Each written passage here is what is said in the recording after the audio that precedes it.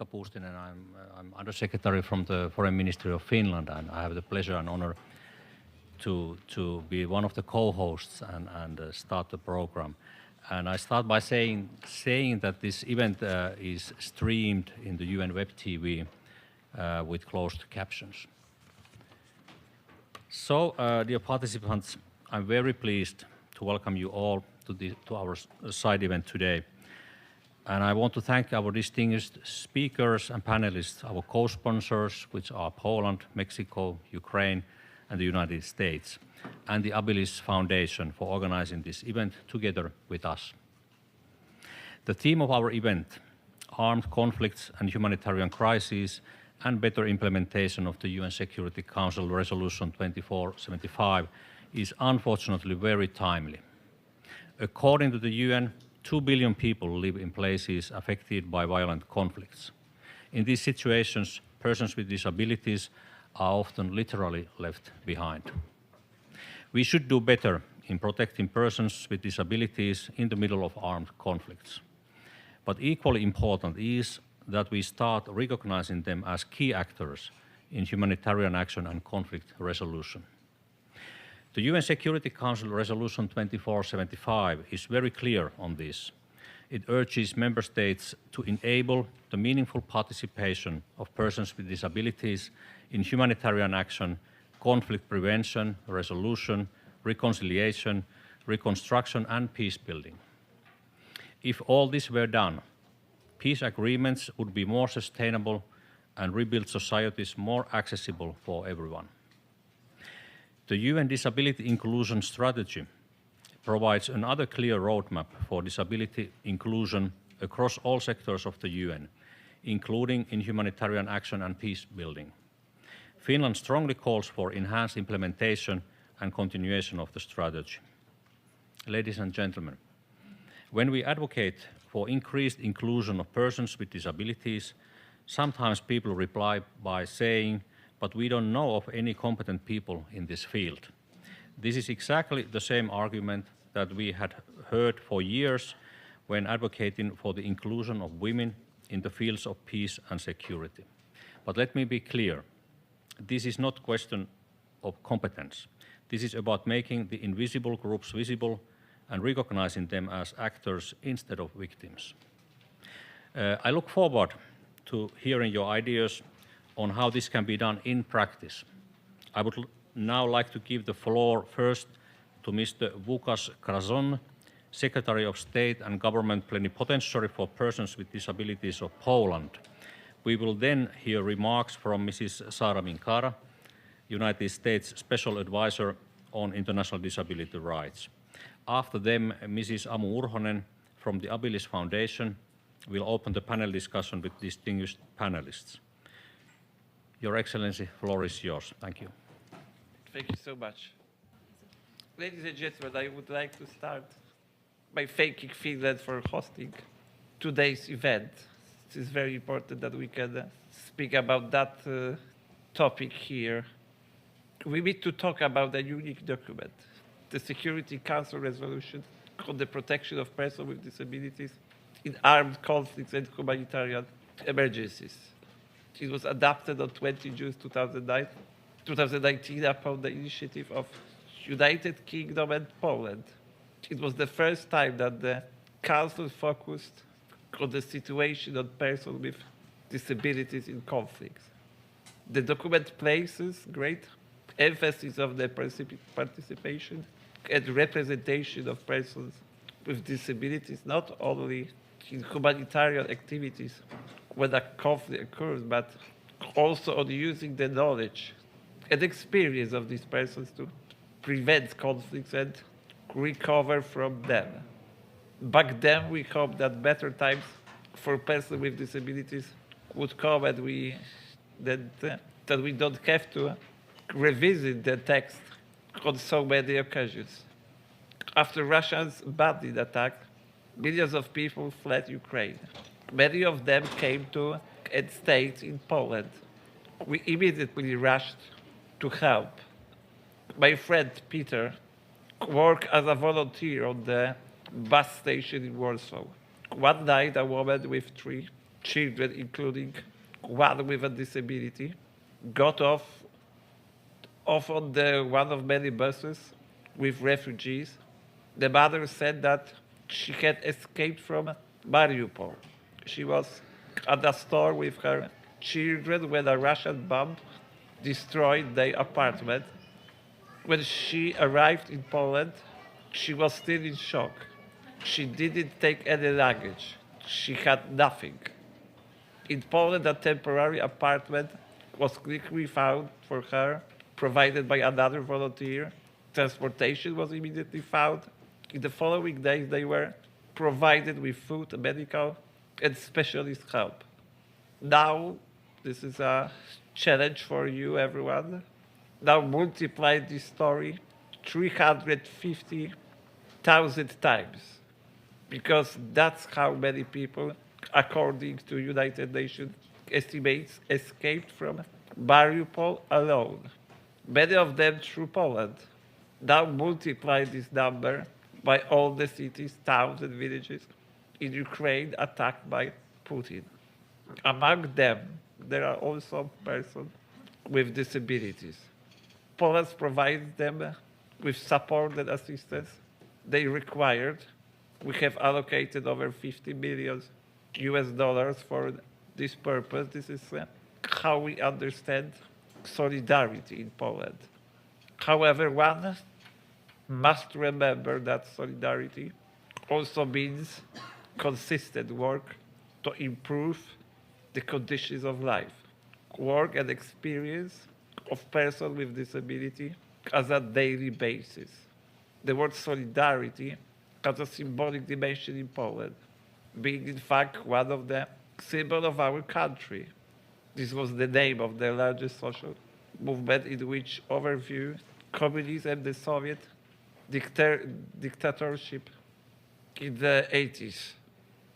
Today, in troubled times, we need international solidarity even more, despite the fact that also the aggressor states must respect international humanitarian law, and many are signatories in the CRPD. Bullets and bombs do not select only healthy and strong people. In fact, they target persons with disability equally. We must remember that international solidarity means co-responsibility for those on whom misfortune has fallen.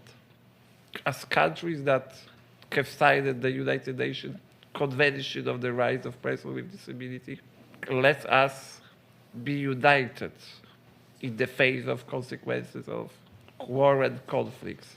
The world today needs international solidarity in a special way and great urgency, and I hope the places like here help us to reach the goal and find good solutions. Thank you.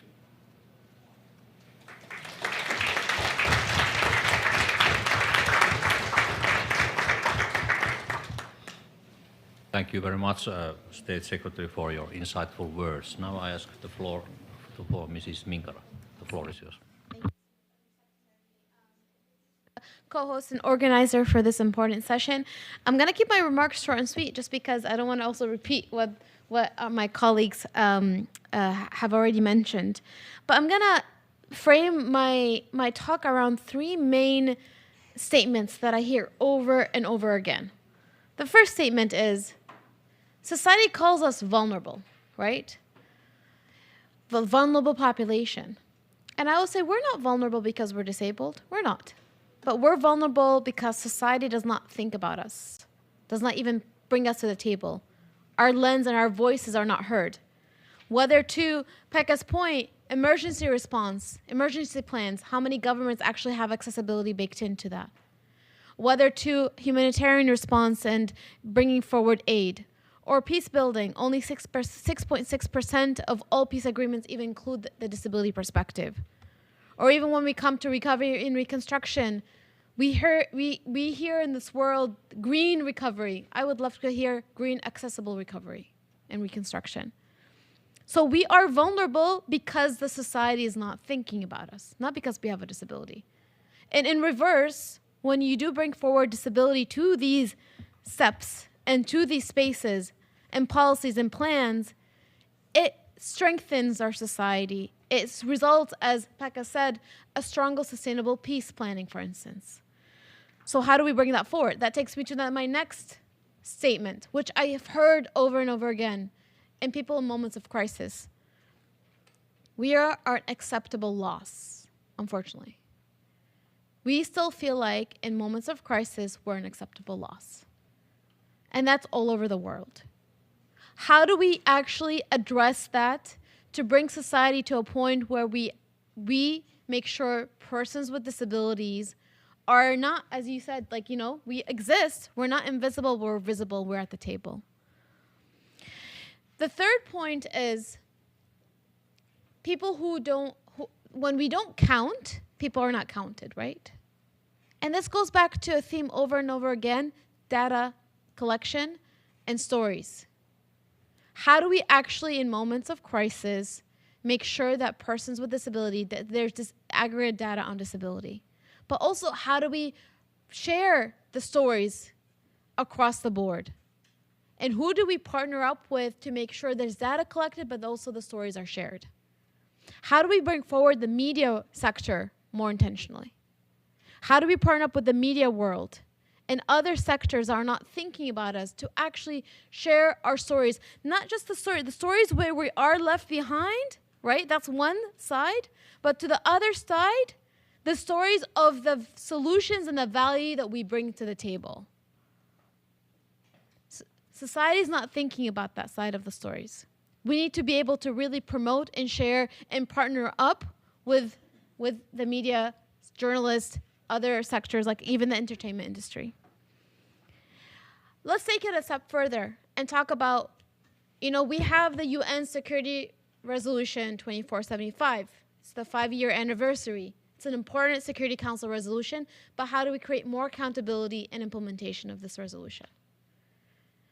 How do we make sure we create accountability to our governments, to our private sector, and to society at large? How do we bring this conversation to spaces that are not thinking about us? For instance, like the Munich Security Conference. We were able to attend the Munich Security Conference this past February. It's the first time the organizers told us it's the first time they even thought about disability in the context of security. That's shocking. But how do we also bring this disability, peace and security agenda and strategy to spaces like NATO and other multilateral spaces?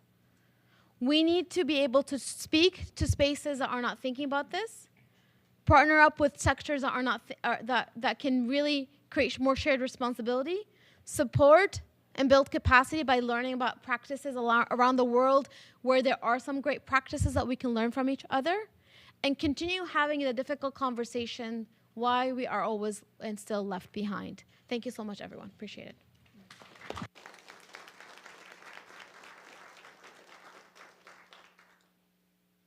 Thank you very much, Mrs. Minkara, for straight talk. And now I pass the floor to Amu Urhonen, please.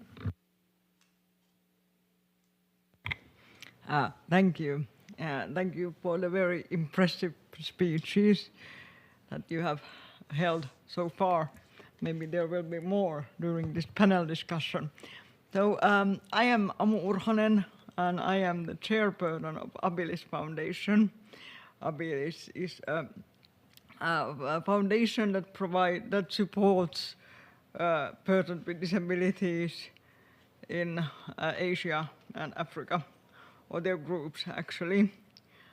And I'm also a disability activist.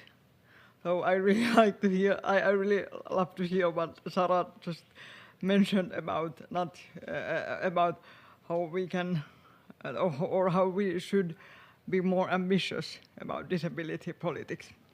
But anyway, let's get on with the panel. We have 3 panelists here, and I'm going to give each one of you a chance to briefly introduce yourself, and then we will get to the discussion. Now let's start with Archie. Thank you very much, and it's a pleasure to be here. My name is Archie Young. I'm the UK's ambassador to the General Assembly here in New York. Thank you. And then Kirsten. Great. Hi, everybody. Really pleased to be here. So my name is Kirsten Lang. I'm Program Specialist on Disability Inclusive Humanitarian Action with UNICEF. And then Marila. Hello, everyone. It's an honor to be here with you.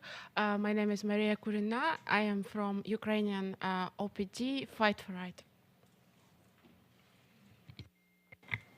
Okay. Then let's start with Kirsten. The armed conflicts offer one of the most blatant examples of situations where human rights are violated, as we have heard here. According to the report of my previous special rapporteur of the rights of persons with disabilities, Gerard Quinn, the persons with disabilities feel often it's invisible, and it's not only a feeling, it's really the case that they seem to be invisible to the rest of the society. What can the UN bodies do about this? And the other entities that operate in the conflict settings, what can they do to enhance the active agency of persons with disabilities? And maybe because you come from UNICEF, I'm especially interested in the position of children with disabilities in armed conflicts.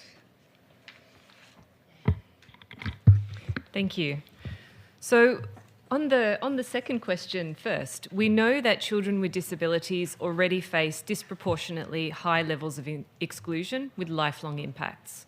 So for example, we know that children with disabilities are 34% more likely to be stunted compared to children without disabilities, 49% more likely to have never attended school, and 41% more likely to feel discriminated against and to be discriminated against.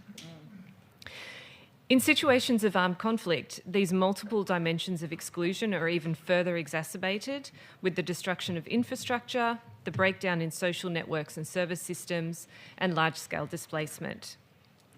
So, for example, access to education is disrupted by damage to school infrastructure and school closures and by staff fleeing, resulting in larger class sizes, education being delivered in inaccessible locations, and often by undertrained teachers under significant pressure. In such settings, children with disabilities are very often excluded from education, which excludes them also from the key services that are often provided through schools in conflict settings, such as school feeding, immunisation, mine risk education, and child protection. Where populations are displaced, children with disabilities lose access to their protective peer and social networks, and they're therefore at significantly heightened risk of violence, exploitation, and abuse, such as trafficking and recruitment into armed forces. Children with disabilities who are living in institutions are particularly at risk in armed conflict settings, as staff may flee, leaving children at even higher risk of abuse, and institutions are often forgotten in the provision of humanitarian assistance. So, coming to your first question, in light of these and other challenges, enhanced visibility and active agency of children and young people with disabilities is vital. Since the adoption of Security Council Resolution 2475, the central role of OPDs as actors in humanitarian response is increasingly being recognised. We're seeing much more explicit recognition of the role of local and national OPDs in dialogue and key guiding frameworks for localisation of aid.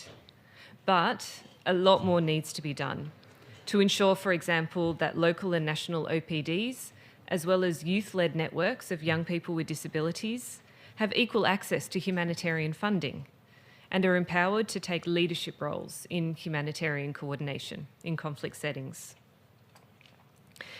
Since the adoption of Security Council Resolution 2475, We've also seen substantial progress in terms of visibility of persons with disabilities in data collection and analysis. Data has already come up as an issue a few times today.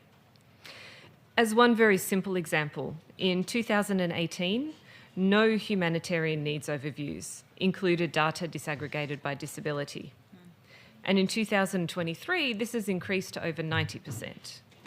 So there has been progress. However, for this to have real impact, more needs to be done to strengthen the capacity of humanitarian actors to translate this data into inclusive response. And this requires dedicated capacity and budget at country level.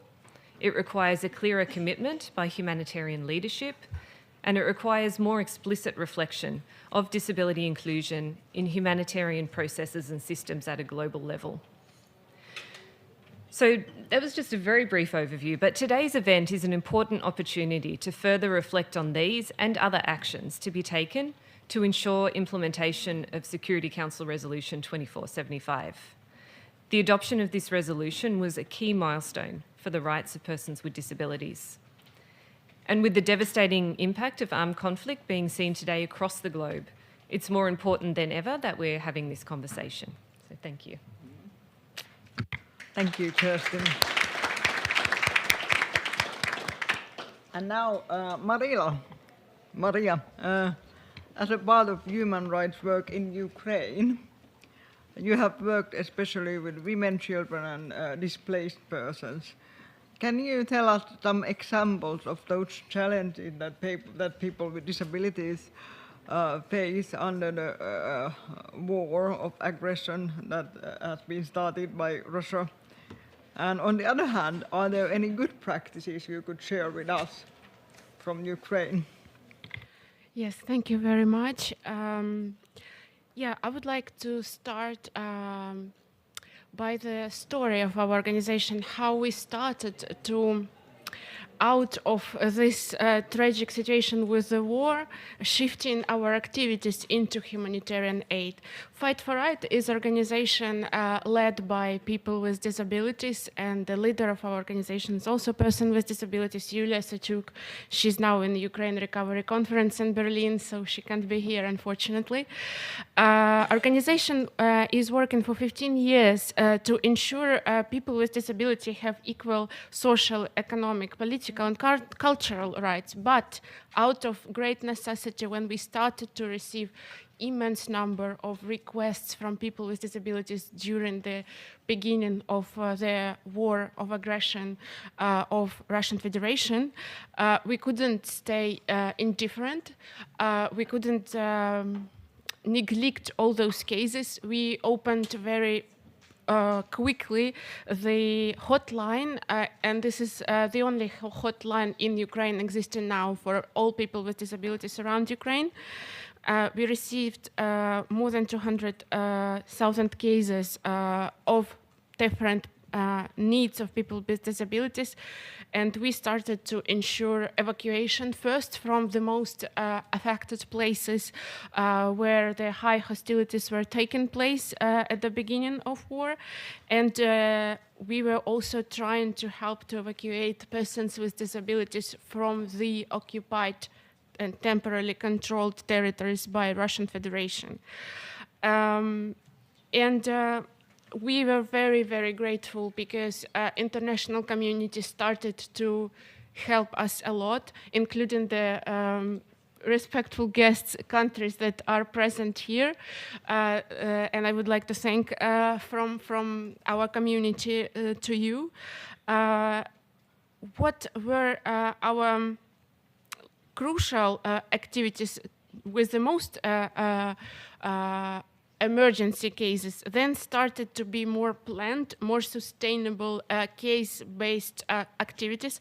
Now we are trying to build activities to address each case of each person with disabilities with their particular needs. We provide not only emergency help, we provide legal aid, we provide psychological support.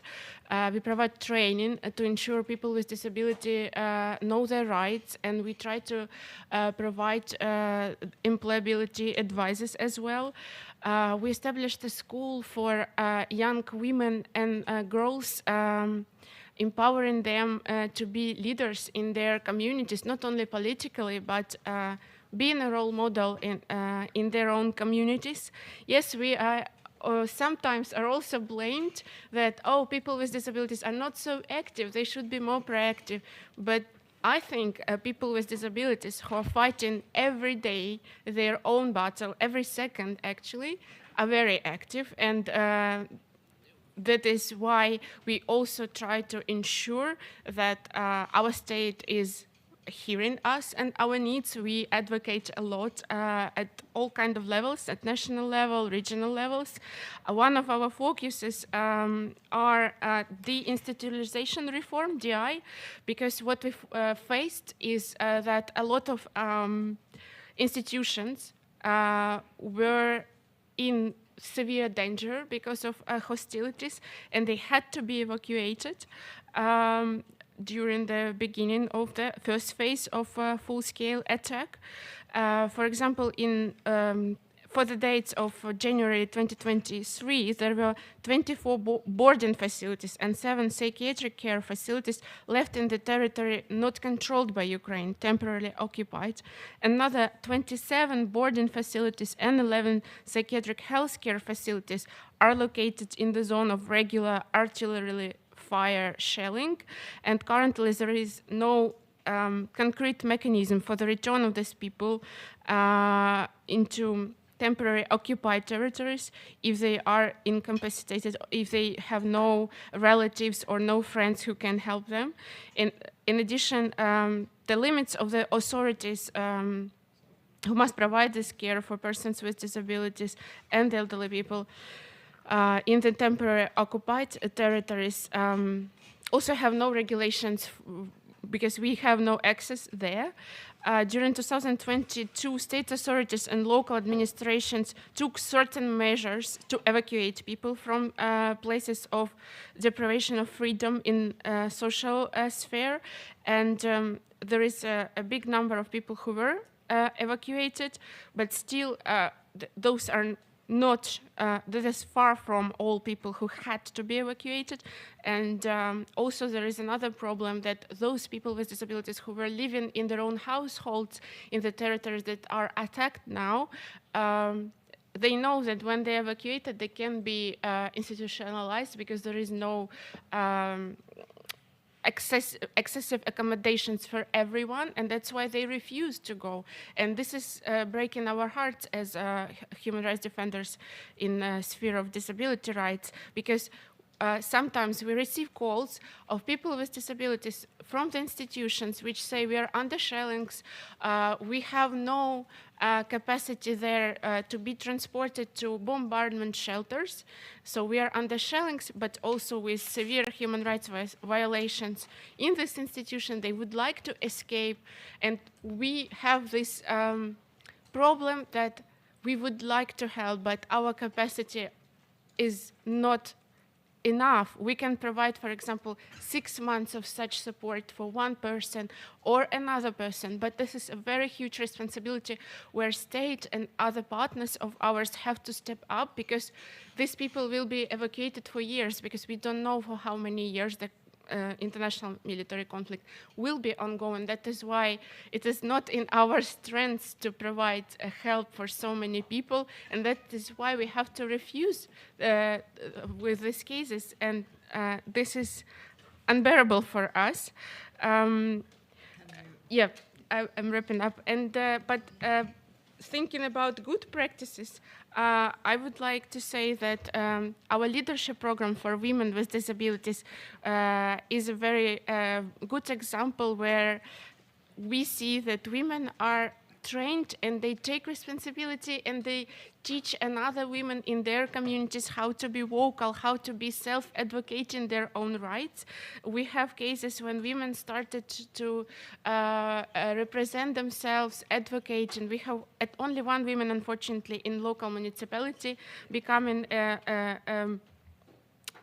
MP in the local level. But unfortunately, we don't yet have MPs in the level of parliament, people with disabilities. We also don't see people in the government who are with disabilities. So we advocate also for people with disabilities to be included in all the processes, because now we are in the process of discussing how to reconstruct Ukraine, how to make it accessible for everyone, how to help people recover, and the people with disabilities have to be on board. They have to be in every room where these discussions happening, especially grassroots organizations. Yeah, I thank you.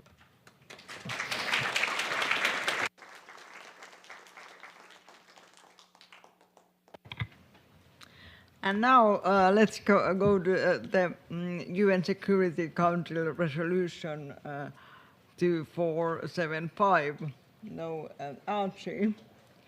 5 years ago, United Kingdom and Poland led negotiations that led to this resolution. So, in your experience, how much has the UN Security Council paid attention to persons with disabilities after the adoption of this resolution? And I am asking you to be brief because we want to hear everybody. I mean, we want to give everybody a chance to say what they have to say. Thank you very much. Well, the brief answer is there is progress, but not enough. But I won't just leave it there. And can I start by thanking Finland and also Abilis Foundation for the opportunity to join the panel, and also recognize the great partnership with Poland on that resolution 5 years ago, and also the inspiring call to action from the State Secretary today. So thank you for that. And like I say, I think that resolution has opened the door to positive change, but there is clearly a lot more that needs to be done in order to really embed it and make sure that persons with disabilities are fully represented in the work of the Security Council. If I can, I'll just say a word on the challenge, a word on progress, and then what more needs to be done. So on challenge, and I think actually Kirsten set out some really impressive, albeit depressing statistics. But just to add to that, we know that in disasters, the mortality rate for persons with disabilities is 2 to 4 times higher than that of people without disabilities. And obviously that conflict results in new disabilities for many people. So that really underlines the challenge that we face, but there is progress. And that is thanks to the sustained effort of organizations represented here today, but also UN agencies, member states, civil society. One example I would highlight is through the Disability Advisory Group, we have helped to design an interagency e-learning resource for UN agencies on collating and using data on persons with disabilities to strengthen disability inclusion in humanitarian coordination. And I think that speaks to a point that Sarah made earlier. I think your phrase was, if you don't count, you're not counted. And this is an effort to really make sure that the data is there so that they are fully included in those considerations.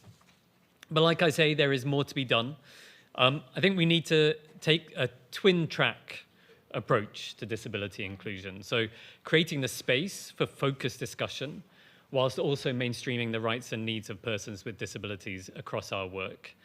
And that engagement needs to be as expansive as possible, and really keen for ideas and advice and guidance as to how to make sure that is meaningful, that is sustained, that is respectful, and that also to make sure that there is the follow through. Beyond the thematic focus, for us, relevant OPD should be able to speak or report on country-specific issues, highlighting the particular barriers faced by persons with disabilities in the local context. Again, there has been progress, but insufficient progress on that. And also careful consideration given to the complexity and the individual nature of disability. and the multifaceted nature of identity. And Maria, you mentioned this in terms of listening to and responding to the individual needs. And I think that too often we use these broad terms, and actually we need to get granular, and we need to be personal, and we need to be truly inclusive in that way. So I'll end there just by reiterating our support for this work, our recognition and respect for the work of the chair and the organizations here, and to reiterate our continued commitment to doing all we can to make sure that we increase representation and access for persons with disabilities in the UN. Thank you. Thank you, Jim. And now we have a new panelist here who just joined us. So welcome, Nama. Thank you. Yeah, let's get, because everybody else has already had answered their question, though.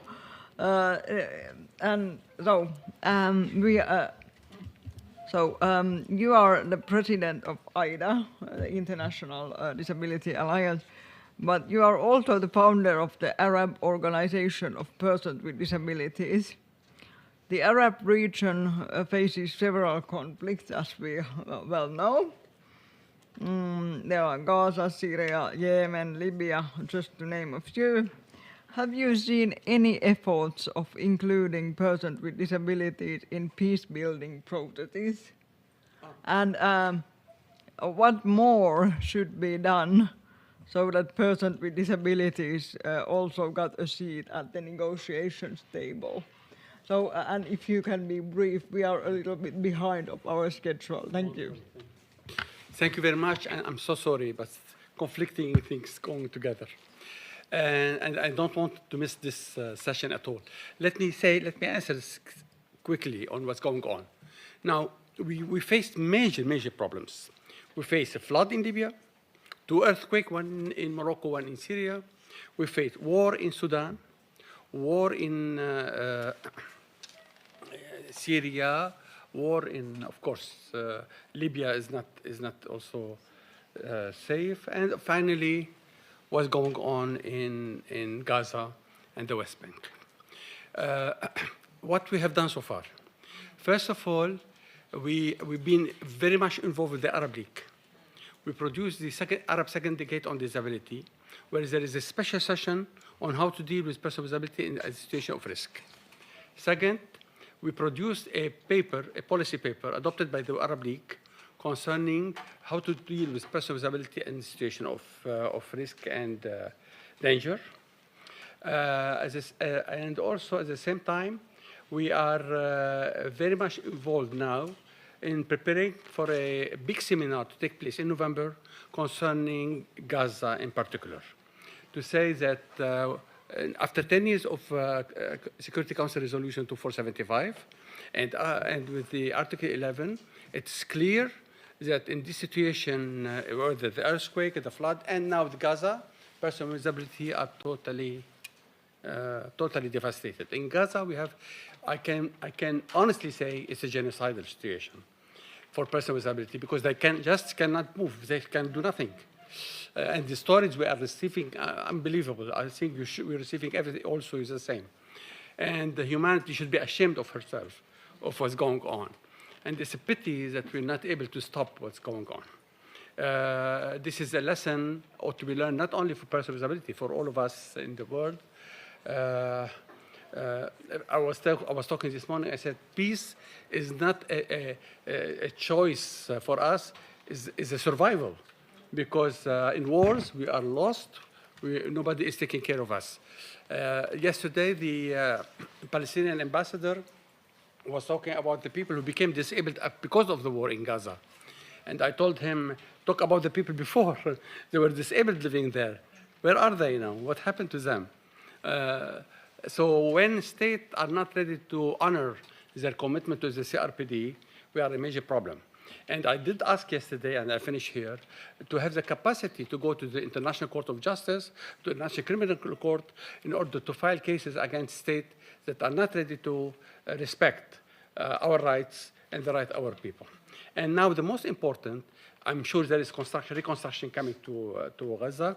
This is a golden opportunity to turn the place into a very friendly place for persons with disabilities. Thank you.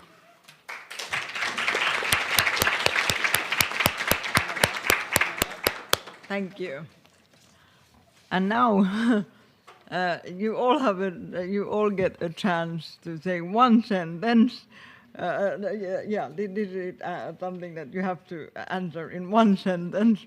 Because I'm a politician, I'm used to giving promises, so I'm going to ask you for promises. So in one sentence, what do you promise in your own role, in your current position, to do to advance the implementation of the UN Security Council resolution that we have been talking about, 2475? Let's start with Namai. Yes. One sentence. Yes. Well, as far as we are concerned, in AOPD and in IDA, our commitment is to raise a voice very strongly, very, very strongly, and to keep shouting and shouting and shouting, and to use all possible legal action in our hand to affect what's going on and stop it. Very good. I like that. So then, Maria. Yeah, our mission disability will live their life in dignity, no matter if they're displaced or they're living in their own places and included in the society. And also we are fighting to bring perpetrators of the Russian Federation to justice for those people with disabilities who suffered from war crimes and crimes against humanity during this conflict. Yeah, that's a very good promise too. And then Kirsten. Thank you. So for UNICEF, we're very much prioritising strengthening of partnerships between UNICEF and local organisations of persons with disabilities in conflict settings. This includes, in our role as co-chair of the Disability Reference Group, strengthening opportunities for capacity sharing between OPDs and humanitarian actors, and addressing the obstacles and the blockages to access to funding for OPDs. May I say something here for UNICEF? Later. Just to say thank you very much for UNICEF, because they're sending money for people with disability in Gaza. Yeah, we can get back to this soon, but let's give Archie the chance for his promise. Thank you. Well, given the important role of persons with disabilities and all across the work of the Security Council on international conflict, peace building, transitional justice, etc., we will encourage member states to welcome more briefers and with disabilities and representatives of OPDs to brief the Security Council, so that we hear from people who are experiencing the issues that have been described here from a very personal point of testimony, and make sure that their stories are heard. Thank you. Thank you. Very, very good promises. I hope they will become reality. So, anyway, now I'm giving the floor to representative of UNDIS, Minna Moitahedi, and who will be giving some keynote remarks of what has been just heard. The floor is yours, Minna. Thank you, Amal. And thank you for the organizers of this very timely event for the opportunity to reflect a little bit about how we at the UN Disability Inclusion Team and the Executive Office of the Secretary General can contribute to, in our own part, to ensuring the implementation of Security Council Resolution 2475. So I'm the Disability Inclusion Team Lead in the Executive Office. Our team coordinates or supports the coordinated and system-wide implementation of the UN Disability Inclusion Strategy. It was launched by the Secretary General in 2019, so it's also in its 5th year anniversary, similarly to the Security Council resolution, and it is his priority agenda, with the aim to establish a foundation for transformative, systemic, and sustainable change on disability inclusion across the United Nations. And by across the United Nations, what I mean is that the strategy applies to all 3 pillars of the UN, so it's human rights, development, and the peace and security pillar. It applies to entities, so all UN organizations, that's including peace operations, including those UN organizations with a humanitarian mandate, Department of Political and Peacebuilding Affairs, and the Department of Peacekeeping Operations. And then also to UN country teams, which in many countries are also working with humanitarian country teams. So maybe a little bit of information regarding the implementation of the strategy and how it's relevant to the Security Council resolution. So the strategy really has a very internal focus. So the aim of the strategy is to build the institutional capacity of the UN on disability inclusion. So our procedures, our operating system, sort of the corporate level functioning of a large organization, with the purpose of enabling the UN to better deliver on its mandate, to support member states, to support the implementation of international agreements like or in conventions like the CRPD, but also 2475. And so what I can say is that so our team compiles the annual report from the Secretary General on implementation of the strategy. We're right now compiling reports or the data from last year's implementation. And similar to what Ambassador Young said, that in terms of implementation of 2475, well, the implementation of the strategy in the peace and security pillar is somewhat lagging behind other areas, but there is some progress, and we're happy to say that just over half of all peace operations are implementing the strategy and reporting on it, and all new peace operations that were established last year are implementing the strategy. We're seeing some good examples of good practice, especially in contexts where the humanitarian country teams are cooperating with peace operations. This is really fulfilling our, the UN's aim to deliver as one and in a coordinated fashion. I also wanted to, so many points came up here that, the implementation of the UN Disability Inclusion Strategy can contribute to, and I wanted to highlight some of these things. So, for example, on collecting good quality data, it's important for the UN organizations to have those processes and also knowledge and a sound human rights-based understanding of disability in order to collect that data, and that is what the strategy is aiming to do. The indicator requirements in the accountability framework includes mainstreaming of disability-related perspectives in needs assessment and analyses, which should contribute to better humanitarian response, for example. And of course, a key principle and a dedicated indicator in the strategy is the meaningful engagement with persons with disabilities and their representative organizations. And we are seeing good examples of these in the work of the humanitarian country teams and peace operations. I want to sort of reaffirm what Nawaf was also saying in terms of this is a really, we have opportunities in the recovery phases to rebuild, and this is why also the strategy is important in building our capacity, so we have the readiness, we're fit for purpose in order to do that. So just to close, my main point being that there are synergies. We also want to see better implementation of Security Council Resolution 2475, and in our own part, we see synergies. When that is better implemented, there's better implementation of the strategy. Also, when there's better implementation of the strategy, we're better able to respond to the implementation of 2475. Thank you. Thank you, Nina.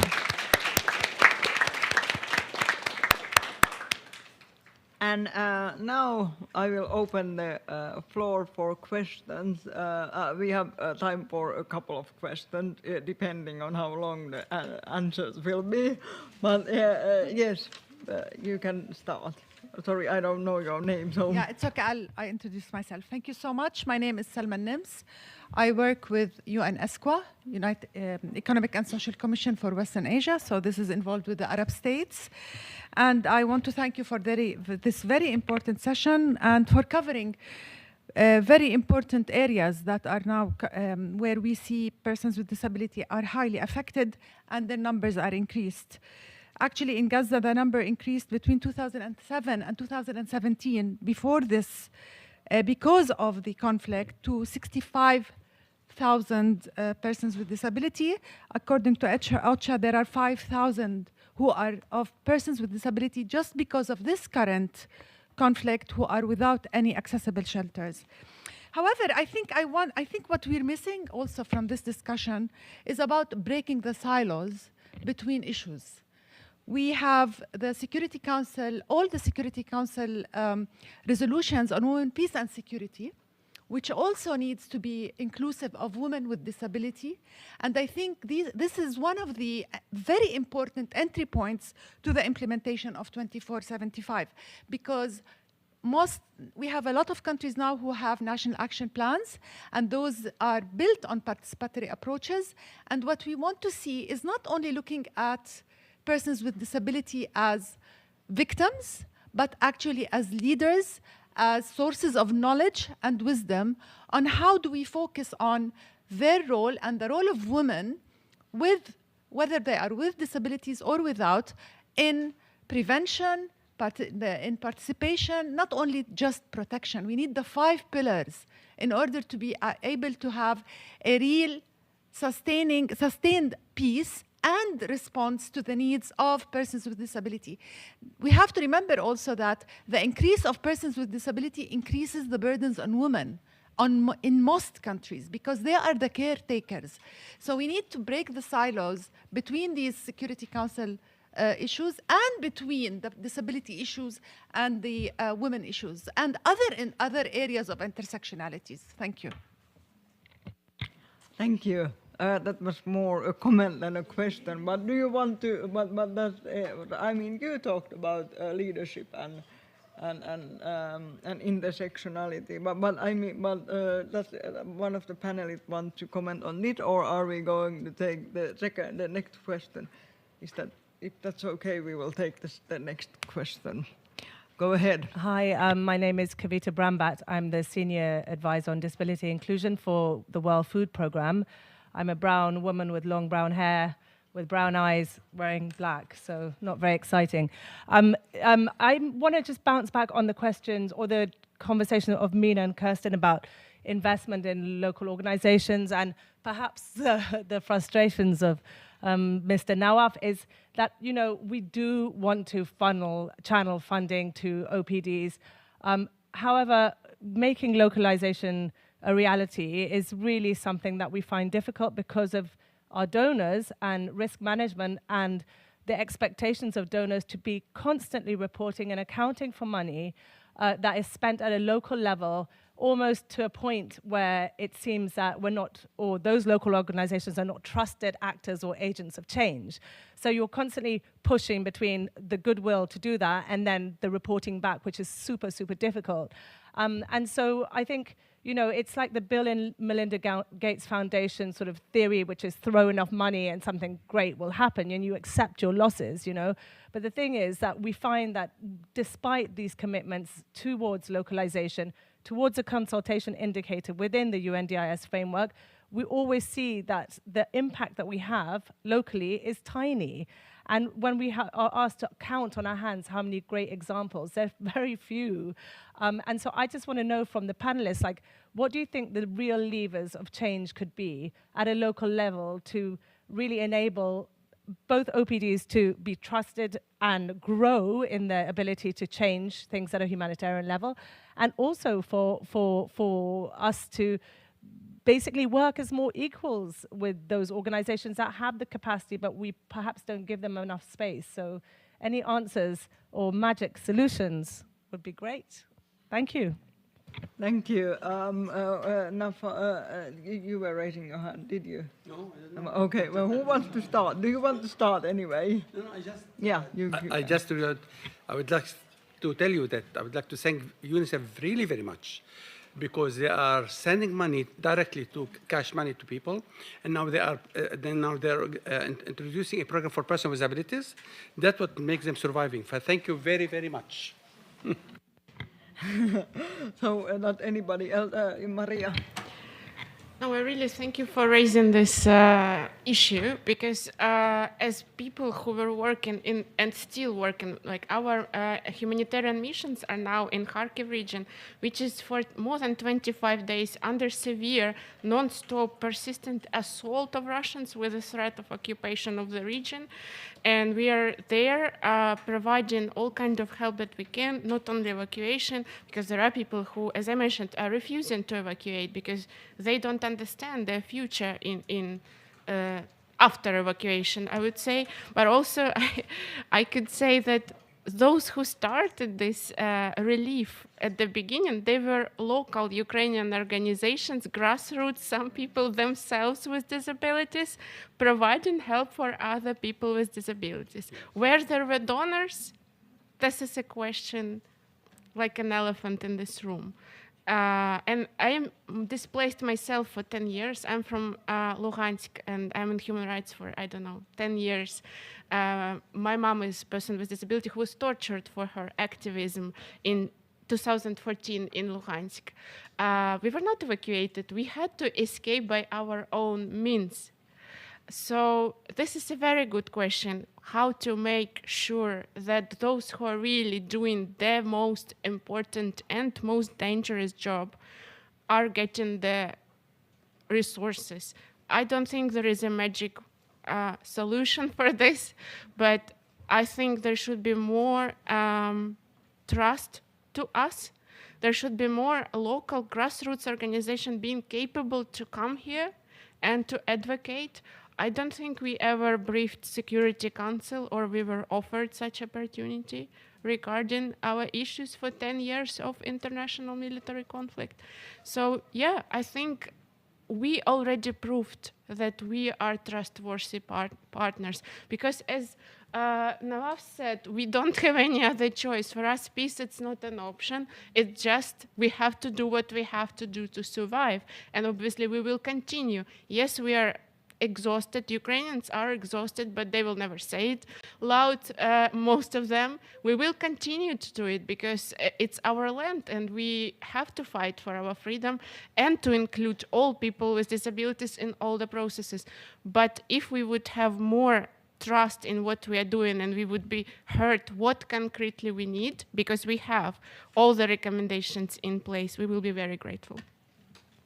Thank you. I will make a point because bringing out supporting the activists, the person with disabilities who are activists, is a very important point. And my worry is that because we talk so much about protection and care and medical attention to persons with disabilities, we tend to turn into objects of things instead of active people who do things.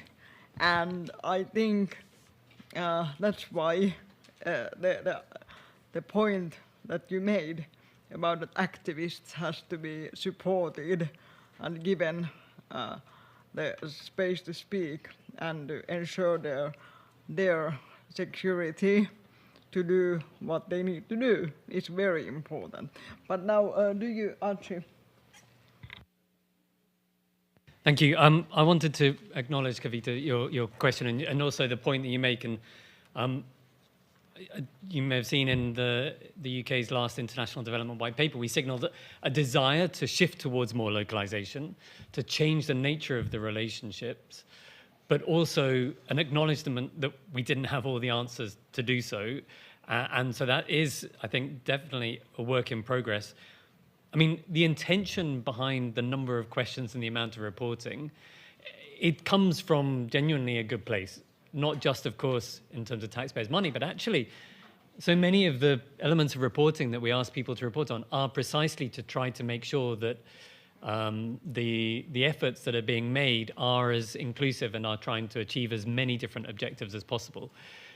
But, you know, like I say, that's a journey that we're on to try to make sure that we do make localization more than just a term and actually something that is lived. In terms of the levers that you said, you will know from the local level better than we do what those levers are. So please do help us understand those and help us to to identify the really good examples of good practice, because that is what really kind of can change people's minds, is when they see you said that, you could count on your hand the examples of good practice, but actually we need those examples because they can help us make the case for greater localization and living up to the promises that we've made. Thanks. Kirsten, do you want to comment on this? I won't add much because I think all the points have already been very well covered by others, and I agree with the others that there is no magic wand, but it's a conversation that UNICEF has been having quite a bit recently, including with other agencies and with OPDs themselves. And some of the themes that we just keep hearing coming up again and again is around the need for more funding for operational capacity for these local actors, that we don't just focus the funding on activities and outputs, but really focus funding also on building that operational capacity of the OPDs, down to very simple issues like accessibility of the partnership platform and accessibility of those partnership processes, shifting the focus from capacity building to capacity sharing and the mind shift that comes with that. So yeah, no magic bullets, and just very much to reinforce everything the others have already said. Okay, we have time for one more question. I'm sorry, there are 3 hands up, but I'm sorry we have this limited time, but I will give the floor to you over there. I'm Marcy Roth, World Institute on Disability and the Global Alliance for Disaster Resource Acceleration. This has been such a very important conversation, and our siblings from Fight for Right have spoken very important messages to all of us. We know, the Global Alliance for Disaster Resource Acceleration, that when Fight for Right, a women with disabilities-led organization, needed direct humanitarian assistance, they were unable to get that assistance from any of the huge amounts of funding that were going to humanitarian organizations. That continues to be a problem today. We were trying just last week to raise $1,600 USD for organizations in Chile who needed assistance after wildfires. There is a huge disconnect between organizations like mine, founded by Judy Heumann and Ed Roberts 40 years ago, continually led by people with disabilities for over 40 years. We are a global organization that has the capacity to support local and national organizations, and time again, we are excluded from the flow of humanitarian assistance that goes over us, around us, and never makes it to organizations like Fight for Right. We ask that together we make a commitment that 16% of all humanitarian assistance here forward, government assistance, corporate assistance, foundation assistance, all assistance here forward goes directly to disability-led organizations for operations, to support their community, to build capacity. We're not asking for new money. We're asking that the money that is already being provided for humanitarian assistance, 16% of it, 16% of the global population, people with disabilities, 16% of those dollars should be going directly to disability-led organizations. My question to you all is that something that you all can support, and can we all work together? We have big work to do to even get disability into the pact for the future. We have big work to do to get the global platform for disaster risk reduction and the early warnings for all. We all need to work together. Let's capacitate the disability-led organizations to drive change. 16%. Are we in? Okay. Thank you very much. I don't think any of our panelists will disagree with that. Am I right? It was a trick question. Yeah. Well, I'm afraid I will have to start closing this panel, but maybe I could, from my behalf, first of all, thank Finland for organizing this with us. This was very important.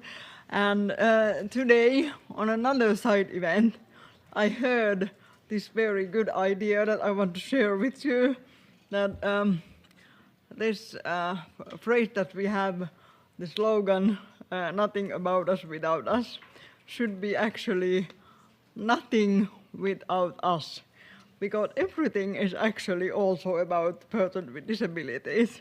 So that is maybe a good way to conclude this panel for my part. And now I'm going to give the floor to Mexico, to Alicia Buenrostro, who is going to give some closing remarks for this session. The floor is yours. Thank you very much. Thank you very much, and it's a pleasure to be with all of you. Allow me first to thank the Permanent Mission of Finland and my very good friend Eileen and the Abilis Foundation for organizing this meeting. I would also wish to express my appreciation to all of you, to all the co-sponsors, the panelists, and the dedicated team that made this enriching discussion possible. 5 years ago, the adoption of Resolution 2475 marked a significant milestone in recognizing and addressing the unique challenges faced by persons with disabilities in situations of armed conflict. Today, amidst the escalation frequency and complexity of conflicts around the globe, our commitment to this resolution is more critical than ever. Today's discussions have highlighted several key points. First of all, we must continue to prioritize the accessibility of humanitarian assistance, ensuring that all aid and services are inclusive and reach those most in need, including persons with disabilities. This requires sustained collaboration with all of you, between governments, NGOs, and international organizations. Secondly, efforts should include persons with disabilities in peace-building processes. We have heard this afternoon over and over again, and that must be strengthened. Ensuring that your representation at negotiation tables is crucial for achieving comprehensive and inclusive peace agreements. Also, number 3 is we have heard also about reliable data, and that is essential as well for effective policy making and accountability. That is very important, and Mexico will continue to support this idea all along negotiation processes. We must invest in data collection and analysis to better understand the needs of persons with disability in conflict situations and track the progress that we make in addressing these needs. And finally, it is evident that continued advocacy and engagement are essential for advancing the implementation of the principles that are enshrined in Resolution 2475 that has been mentioned, in order to leave no one behind. So I would like to conclude by recalling Resolution 78/195, presented last year by Mexico and New Zealand on the implementation of the Convention on the Rights of Peoples with Disability, particularly in situations of risk and humanitarian emergencies as outlined in Article 11 of the Convention.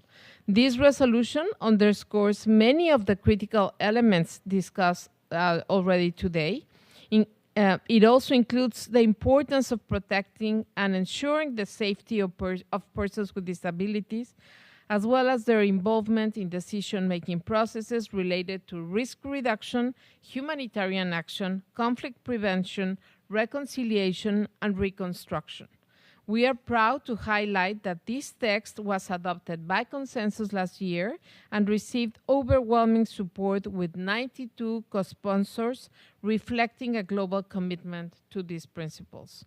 And as we move forward, it is essential to recognize that people with disabilities are not intrinsically vulnerable. However, when systems are weakened, risks increase.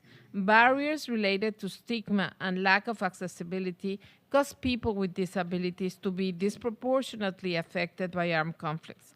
And that is why it's imperative that we continue to address such by ensuring that the principles of the United Nations Security Council Resolution 2475 are fully realized, and we want you to count with Mexico all along the way. Thank you.